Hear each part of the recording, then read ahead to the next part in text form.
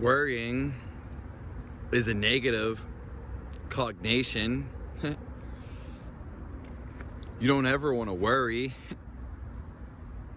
Now, I know a lot of people just say it because other people say it. But the truth is, worrying is negative. You don't want to worry. What you want to do instead is believe or pray, have faith in someone. Worrying is not good for the person, nor is it good for you. I don't like hearing that personally. Make sure you subscribe. Have a nice one.